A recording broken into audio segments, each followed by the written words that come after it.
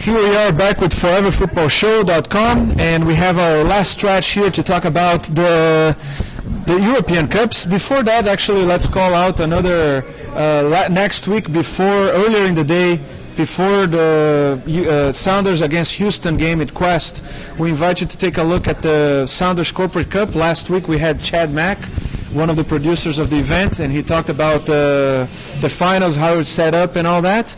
We're going to have a final between Microsoft and Sounders for the co-ed team, and then Microsoft against Starbucks for the main tournament. That's going to happen at the Quest Field earlier that day, earlier on the 8th, and all the income, all the ticket sales will be converted to donations to the American Score, which is a great charity promoting youth education via soccer, via sports. So go there, go to the Quest Field, contribute to the cause of American Score and the Sounders Corporate Cup.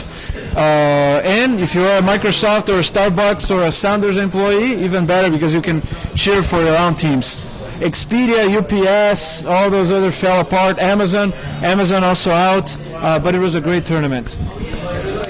Let's talk about the European Cups. You know, we've been talking about the friendlies, but there are some teams that are already playing in full-blown seasons there. Let's talk about first the Europe Cup. The Europe Cup is sort of like the second-tier cup. It's not the Champions League, but it already started, and the two games to call out is Liverpool won 2-0 against Rabotchniki. Someone can repeat that. And Juventus also won 2-0 against the Shamrock Rovers. So a good start of the year for the two teams who had horrible seasons last year, both at the European level in their local leagues as well. Yeah, the captain of Shamrock Rovers was a taxi driver. So honestly, I was not expecting. Even Amari could score against them, as we saw. He did twice. Yes. Actually, I shouldn't say that because Italy tied with New Zealand, and I guess the captain was working in a bank or stuff like that. So, what about Fernando Torres? Seems to be also staying put with Liverpool, even though they're not going to be in the highlights of European leagues. Even David Villa said he was a bit surprised with that. So he warned Liverpool not to expect them to stay much longer if they don't find success there. So Liverpool doesn't have too much money. That's the problem. And as you know, Benitez now is the coach for Inter Milan. And since they are going to sell Maicon and Balotelli, and they have money, so they're going to buy at least 2 or 3 players from Liverpool. And Mascherano and Kuit are on top of the list for... Mascherano already announced that he wants to leave, and there's not even climate for him to continue, I suppose. Yeah. That's the European Cup. In the Champions League also started, not the group stage, they're in the same stage as we are with the Champions League here in CONCACAF. It's the play-ins for the group stage. The most recognizable results there, Ajax won, the Dutch team, Ajax tied 1-1 with PAOK, and that puts them in a tough situation because the game was played in Holland first. Celtic, after the friendlies here, are playing also in this tournament, and they beat 3-1 against Sporting Braga. And finally, another notable game in that tournament, Fenerbahce tied 2-2 with the Young Boys. Wow. Yeah, so I'm surprised about Ajax PAOK, honestly. Even though now they're going to have tough time in Greece. And it's always a mess to play in Greece because it's even worse than San Salvador, believe me. Now, the games that are already starting to count in Europe as well is the Super Cups. The Super Cups put together the champions from the leagues and the cups from each country. Yeah. And it's like we don't have a Super Cup in the US, right? That's an idea to propose to the MLS. It'll be the champion of the MLS with the champion with the US Open Cup. That would be an interesting game.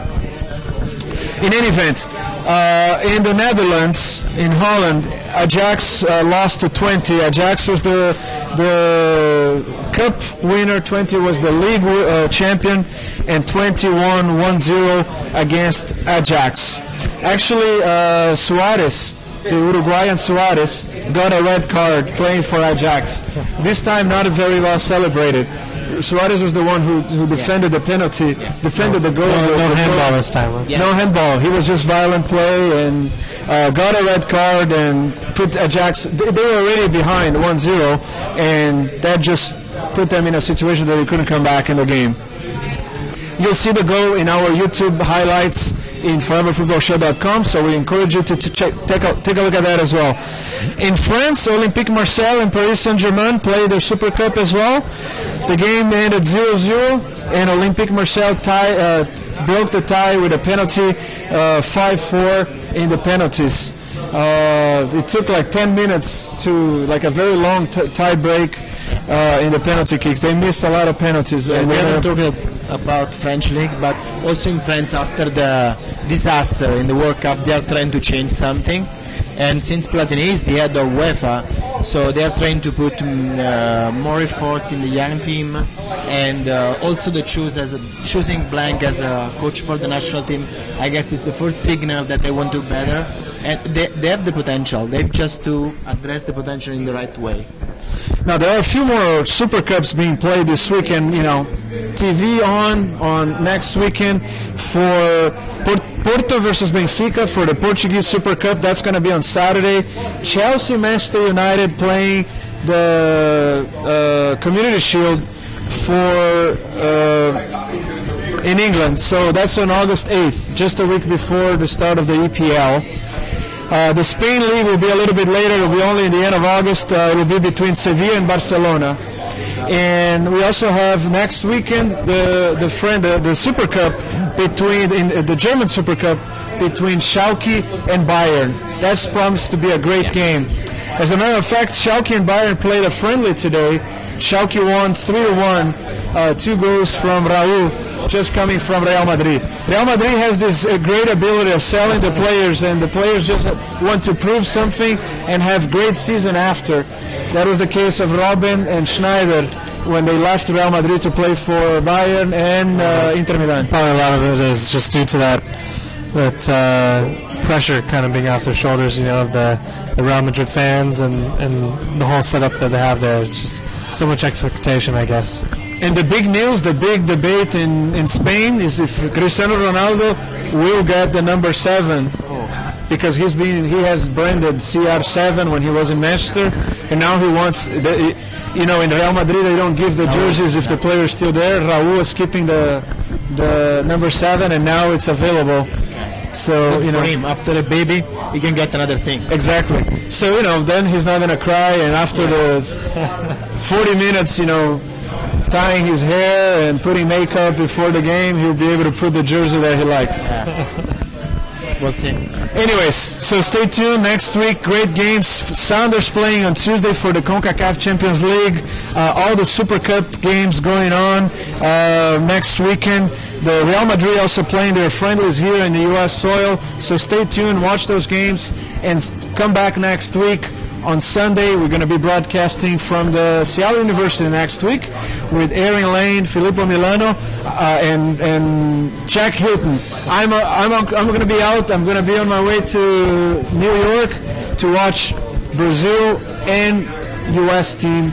We'll be reporting from there and bringing all the news from that game for the other week. Take some good picture for us. I'll take many pictures.